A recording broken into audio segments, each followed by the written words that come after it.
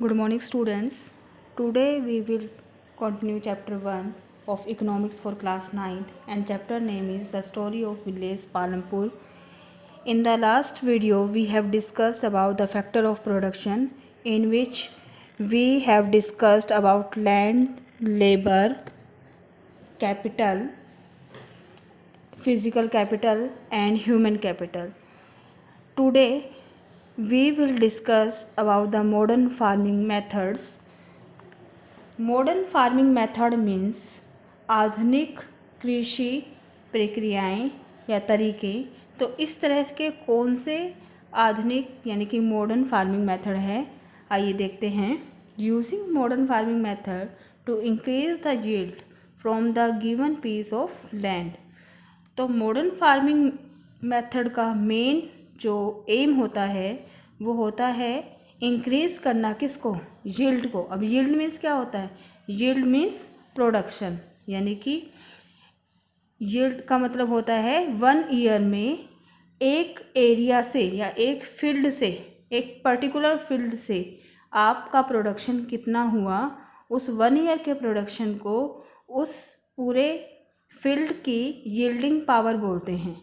तो इसमें हम देखेंगे कि मॉडर्न फार्मिंग मेथड का मेन एम जो है वो फील्ड की यील्डिंग पावर को इंक्रीज़ करना है, यानी कि उसको हमें ज़्यादा से ज़्यादा उत्पादन दे, उस व्यवस्था को बनाना ही मॉडर्न फार्मिंग मेथड का मेन जो काम है या मुख्य कार्य है।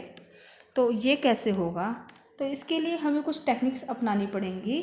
उन टेक्निक्स से ही हम मॉडर्न फार्मिंग मेथड जो है उन्हीं टेक्निक्स का नाम दिया गया है जिससे कि हम यील्डिंग पावर को बढ़ाने का काम करते हैं।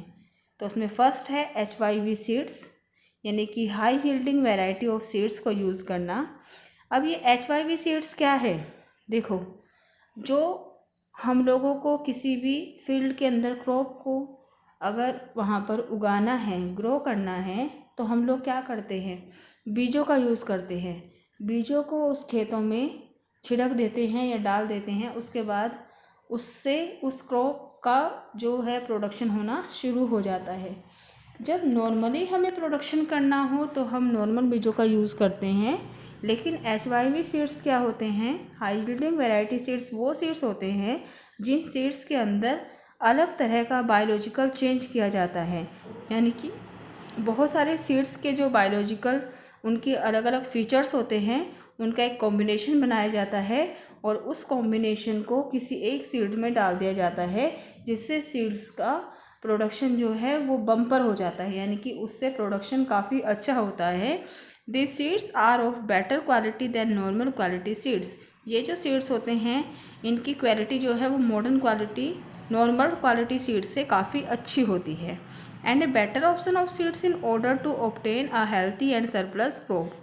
और इसका सबसे बढ़िया जो लाभ है वो क्या है कि इससे हमें हेल्दी और सरप्लस क्रॉप्स जो है, सरप्लस क्रॉप्स का मतलब क्या है कि बेचने के बाद, यानी कि जितना हमें खर्चा आया एक फील्ड में, उसको निकालने के बाद जो हमारा प्रॉफिट बचता है वो प्रॉफिट ही हमारी सरप्लस क्रॉप्स होती हैं। तो वो भी हमें काफ़ी अच्छी मात्रा में मिल जाती है। Second is modern machinery.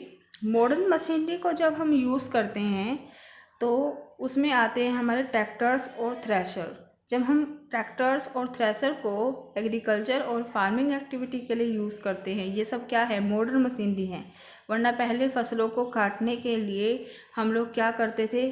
सिकले use करते थे, यानी कि हमें दराती यूज़ करनी पड़ती थी, उससे हम उपज को काटने का काम करते थे। ठीक है, तो आजकल सारी की सारी ये सभी फैसिलिटी हमें, अगर हमें हार्वेस्टिंग करनी है तो हम हार्वेस्टर का यूज़ करते हैं। ठीक है, अगर हमें खेतों में प्लग करना है, यानी कि उन्हें जोतना है, तो हम लोग ट्रैक्टर्स का यूज़ करते हैं। और उसी तरह से क्रॉपिंग पावर्स को बढ़ाने के लिए, क्रॉपिंग को बढ़ाने के लिए, प्रोडक्शन पावर को बढ़ाने के लिए उसमें फर्टिलाइज़र का यूज़ किया जाता है। आजकल आपने देखा होगा कि जो हमारे पास साइंटिफिक जो क्रॉपिंग है, यानी कि साइंटिफिकली जब हम इन उपज बढ़ाने के लिए साइंस का यूज़ करते हैं, तो आजकल वो भी हमारे फार्मर्स और पीजेंट ने यूज़ करना शुरू कर दिया है। जैसे कि जो उनका खेत है उसकी मिट्टी को लेबोरेटरी में टेस्ट करवा करके वो पता लगाते हैं कि उनके जो मिट्टी है उसमें किस एक चीज़ की कमी है। जैसे मान लीजिए किसी में अगर पोटाशियम की कमी होती है तो वो इस तरह के फर्टिलाइज़र यूज़ करते हैं जिसमें पोटाशियम की मात्रा ज़्यादा हो। अगर जिंक की मात्रा कम है मिट्टी में तो वो ऐसी उसमें खाद का यूज़ करते हैं जिसमें जिंक की मात्रा ज़्यादा हो। तो इस तरह से बहुत सारी मॉडर्न साइंटिफिक फैसिलिटीज़ का यूज़ अब किसानों ने करना शुरू कर दिया है। उसके बाद इसी मॉडर्न मशीनरी पर और उसी अगर हम लोग बात करें मॉडर्न फार्मिंग मेथड में से ही एक एग्जाम्पल निकल के आता है, that is green revolution. Green revolution को मतलब सभी को पता है हरित क्रांति। हरित क्रांति भी मॉडर्न फार्मिंग मेथड का ही एक एग्जाम्पल है। जैसा कि देखा गया है 1960 में farmer of Punjab, Haryana and western Uttar Pradesh, यानी कि पंजाब, हरियाणा और वेस्टर्न पश्चिमी उत्तर प्रदेश के किसानों ने क्या यूज़ किया, HYV सीड्स को यूज़ किया, इरिगेशन के अच्छे अच्छे मेथड्स को यूज़ किया उन्होंने, यानी कि ट्यूबवेल्स जो है वो अच्छी मात्रा में लगाएं, नदियों से, रिवर से कैनाल्स वगैरह बना करके फिर अच्छी तरह से वहाँ पे इरिगेशन की जाने लगी। केमिकल्स, फर्टिलाइज़र और पेस्टिसाइड्स का यूज़ किया अपनी खेती के अंदर और मॉडर्न मशीनरी का यूज़ किया और इन सब से क्या हुआ, प्रोडक्शन जो है वो बहुत ही ज़्यादा हो गया और एग्रीकल्चर काफ़ी अच्छी होने लगी। यानी कि वीट के लिए तो पंजाब जो है वो नंबर 1 पे आ गया था उस समय पर। तो इतना सारा हमें क्या देखने को मिला, एक रिवोल्यूशन देखने को मिला, एक क्रांति देखने को मिली। तो ये जो ग्रीन रेवोल्यूशन हुआ ये किसका इफेक्ट था, मॉडर्न फार्मिंग मेथड का ही एक इफेक्ट था। अब इसके बाद नेक्स्ट हम लोगों का आता है वो है विल द लैंड सस्टेन, यानी कि नेक्स्ट टॉपिक में एक क्वेश्चन बनता है हमारा इतना सब कुछ पढ़ने के बाद कि मॉडर्न मशीनरी है, इरिगेशन के अच्छे मेथड्स को हम लोग यूज़ कर रहे हैं, HYV सीड्स को हम लोग यूज़ कर रहे हैं, केमिकल फर्टिलाइज़र को हम लोग यूज़ कर रहे हैं, तो इतना सारा यूज़ करने के बाद क्या हमारा लैंड जो है वो वैसे ही सस्टेन रहेगा, यानी कि उस लैंड के अंदर उतनी ही प्रोडक्टिविटी रहेगी, उसका उत्पादन वैसा ही रहेगा, ये एक क्वेश्चन उठता है। ठीक है, तो इसमें क्या आता है, देखिए scientific report indicate that the modern farming method over use the natural resources. Scientific reports में भी ये बात प्रूव हो चुकी है कि जब हम मॉडर्न फार्मिंग मेथड को ओवर यूज़ करते हैं तो ये हमारे नेचुरल रिसोर्सेज को बिल्कुल क्या कर देती है, स्पॉइल कर देती है, ख़राब कर देती है। तो अत्यधिक किसी भी चीज़ का अगर हम यूज़ करते हैं, देखो लैंड जो है वो एक सीमित मात्रा में है और उस लैंड की फर्टिलिटी जो है वो भी एक सीमा तक ही बढ़ सकती है। लेकिन अगर हम ये सोचें कि वो हमेशा जो है हमें प्रोडक्शन बढ़ा बढ़ा करके दे, तो ये तो पॉसिबल नहीं है ना। तो इसका अगर आंसर एक लाइन में अगर आपसे कोई पूछे कि will the land sustain after using the modern farming method, तो इसमें साफ और सीधा आंसर होगा no the land will not sustain if we use modern farming method. Modern farming method से एक टाइम तक तो हम लोग प्रोडक्शन को बढ़ा सकते हैं, लेकिन कहते हैं ना कि हर एक चीज़ का कुछ नेगेटिव इफ़ेक्ट भी होते हैं। तो ये जो नेगेटिव इफ़ेक्ट हैं वो मॉडर्न फार्मिंग मेथड के जो नेगेटिव इफ़ेक्ट हैं वो हमारे लैंड की फर्टिलिटी को बिल्कुल ख़राब कर देते हैं। ठीक है, तो वाई में मैंने इसका आंसर एक बनाया हुआ है, इसको ध्यान से देखिए।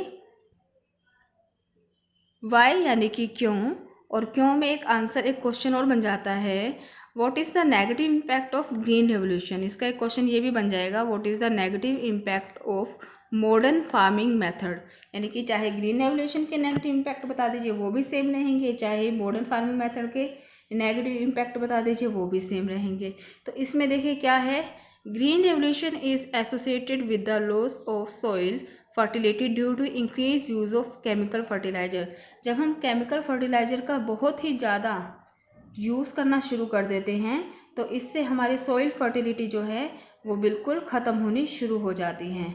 Continuous use of ground water for tubewells irrigation has led to the depletion of water table. और उसी के साथ ही जब कॉन्टीन्यूस यूज़ होना शुरू हो जाता है ग्राउंड वाटर का, ट्यूबवेल्स बना करके इरिगेशन जो है वो और ज़्यादा और अच्छी तरह से यूज़ करनी हम लोग शुरू कर देते हैं, तो वो क्या करते हैं, हमारी जो अंडरग्राउंड वाटर टेबल है उसको उसका निम्नीकरण होना शुरू हो जाता है, वो एक तरह से ख़त्म होना शुरू हो जाता है, क्योंकि हम वाटर को पंप कर रहे हैं ट्यूबवेल के द्वारा, और उससे अगर हम लोग पंप कर रहे हैं तो ये इफ़ेक्ट डालता है और हमारे वाटर टेबल जो सिस्टम है वो बिगड़ जाता है।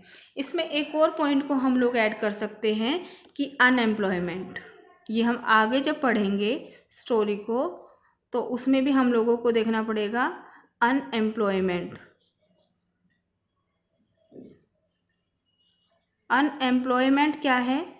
अनएम्प्लॉयमेंट मीन्स जब हम इन सभी चीज़ों का यूज़ करते हैं, मान लीजिए मॉडर्न मशीनरी का जब हम लोग यूज़ कर रहे हैं, ट्रैक्टर का हम लोग यूज़ कर रहे हैं, थ्रेशर का हम लोग यूज़ कर रहे हैं कल्टीवेशन वगैरह करने के लिए, तो क्या होगा?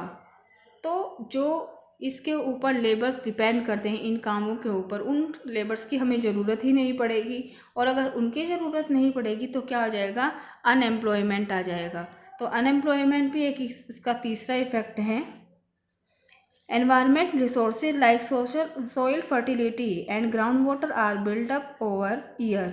देखो, एनवायरमेंट जितने भी रिसोर्सेज हैं हमारे, जैसे सॉइल फर्टिलिटी है, मिट्टी के अंदर उसकी उर्वरक क्षमता का बढ़ना, या ग्राउंड वाटर अगर हमारा अप हो रहा है, तो ये 1 साल में या 2 साल में नहीं होता, इसके पीछे बहुत सारे साल लगते हैं, यानी कि बहुत लंबी प्रोसेस के बाद हमें सॉइल फर्टिलिटी मिलती है और ग्राउंड वाटर जो है यानी वाटर टेबल हमारा सही होता है।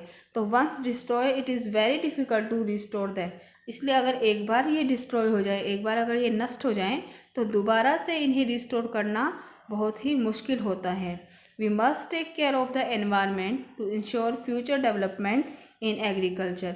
और इसीलिए अगर हमें एनवायरनमेंट को सही बनाना है और फ्यूचर में चाहिए कि एग्रीकल्चर के अंदर इसी तरह का डेवलपमेंट देखने को मिले, तो हमें अपने एनवायरनमेंट का भी ध्यान रखना पड़ेगा, क्योंकि अगर एनवायरनमेंट सही नहीं होगा तो प्रोडक्शन सही नहीं होगा, और प्रोडक्शन सही नहीं होगा तो फ्यूचर में जो लोग एग्रीकल्चर पर डिपेंड करते हैं उन्हें उस तरह के रिजल्ट्स नहीं मिलेंगे जिस तरह से किसानों को आज के रिजल्ट्स मिलते हैं।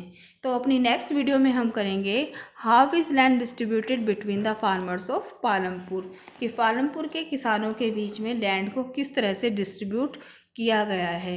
और तब तक आप लोग अपने यहाँ तक के नोट्स को बिल्कुल अच्छी तरह से प्रिपेयर कर लें, क्योंकि यहाँ से आप बिल्कुल सही मैनर्स में इनको उतार सकते हैं। थैंक्स।